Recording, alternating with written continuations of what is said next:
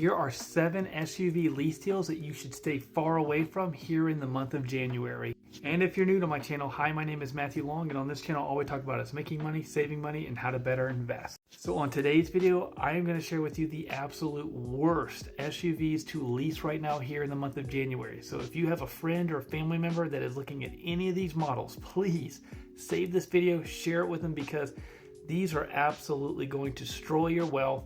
They are terrible money pits. I just cannot recommend staying far away from these deals as possible. So let's take a look at the list and make sure you stay away from these deals. So right off the bat, it's probably one of the most popular SUVs, and unfortunately, they are absolutely atrocious for lease deals. Let's take a look at the numbers. So a 2024 Chevy Tahoe averages $67,550 for an average MSRP. That's probably an LT trim, which you see those all over the road. Here's the thing. If you lease this truck for 12,000 miles a year on a 3-year term, putting zero down, you're looking at an average payment of $1,058 a month. That's a bang for buck lease of 64%, with 100% representing a true, really good 1% lease deal. 64%, you're not even in the ballpark. You are basically pissing away half of your payment out the window. Again, this is a huge money pit. So when you see these things driving around the road, you better have paid cash or finance this, because leasing them is a horrendous mistake. What can I say? At number 6, this is a beautiful car, but an ugly payment. This is the 2025 Mercedes GLC Coupe. So many of you asked me about this car. I have nothing against it. It is an absolutely exquisite, good-looking car. In German auto manufacturing, you can't beat it. But the problem is the numbers in it. So the average MSRP on the GLC Coupe is $60,350. 10,000 mile 3-year lease with zero sign and drive. Dude, you are looking at $981 on this luxury lease. Again, that is just a few points higher than the Tahoe at 66% bang for buck. You are literally just pissing money away if you're leasing this car. So hopefully you have a small business and you're able to write that down, because any other way, if you're just willy-nilly driving it for fun, terrible way of blowing money. Don't even get me started on this brand. Tata has made improvements, but number 5 is the 2025 full-size Land Rover Discovery. The Discovery Sport is total dog shit. But if you're looking at the Discovery, let's take a look at the numbers. 10,000 miles, 3-year luxury lease term, zero sign and drive. Average MSRP on the full-size Discovery, $65,953. Most are paying, with those terms, $1,039 a month. Complete dog shit. That's a 63% bang for buck.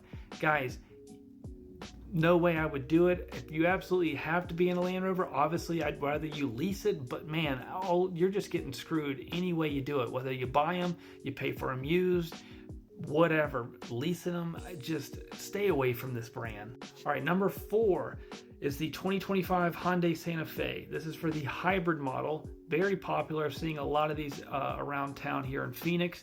Great entry price point on a full-size SUV, $39,175, which attracts a lot of buyers. Don't get me wrong. That's why these things are selling like hotcakes. That said, though, if you're going to go lease it on a 12,000 mile 3-year lease, which most folks will look at doing, the payment on that with zero sign and drive is $564 a month. Again, that's only a bang for buck of 69%. I can find you way better deals that pencil better and are maximizing every dollar you're spending in a lease. This does not pencil well for a lease. Number 3 is the Chevy Trailblazer. This is the 2025 year model, $28,470, very similar to the Santa Fe, just a smaller mid-size crossover. Again, the price point attracts a lot of buyers. The problem is, on a 3-year, 12,000 mile a year lease, if you're putting zero down, sign and drive, the payment's $429 a month. Again, the bang for buck is just not there at 67%. The goal is to get as close as possible to 100%.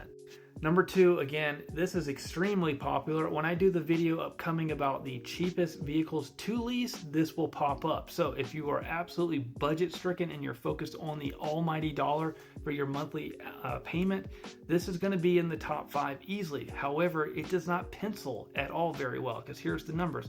On a 2025 Kia Soul, $20,490. I mean, you could just pay cash for that.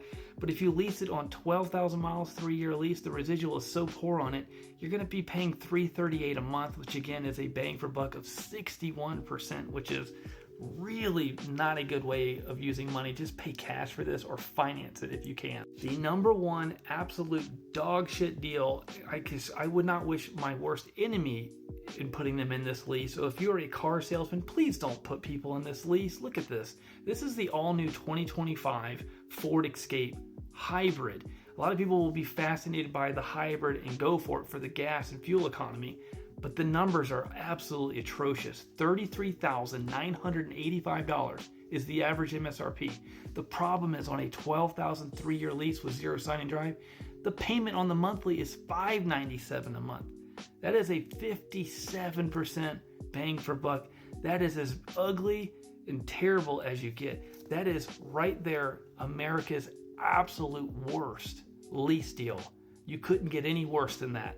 Stay away from leasing the 2025 Ford Escape Hybrid. Please do not recommend this to anyone.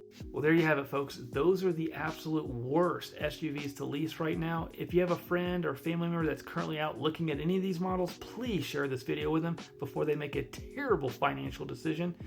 That said, the goal for this channel is always to buy smart, maximize savings, and making smart financial decisions when looking at buying your next car for you and your family.